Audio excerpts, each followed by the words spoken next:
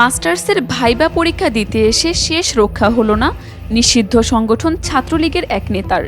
Rajshahi college ক্যাম্পাসে সাধারণ শিক্ষার্থীদের হাতে ধরা পড়ার পর তাকে পুলিশের হাতে তুলে দেওয়া হয়।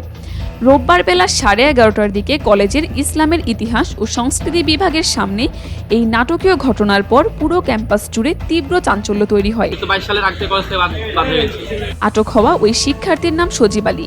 তিনি রাজশাহী মহানগরের শাহ মকদুম থানা এলাকার বাসিন্দা এবং কাটাখালী পৌরসভার ৯ নম্বর ওয়ার্ড ছাত্রলীগের সাবেক সভাপতি ছিলেন। ইসলামের ইতিহাস ও সংস্কৃতি বিভাগের চূড়ান্ত ভাইবা পরীক্ষায় অংশ নিতে রোববার সকালে তিনি কলেজে প্রবেশ করেন। তবে পরীক্ষার হলের সামনে উপস্থিত হতেই সাধারণ শিক্ষার্থীরা তাকে চিনে ফেলেন এবং সঙ্গে সঙ্গে চারপাশ থেকে ঘিরে ফেলে আটকে রাখেন।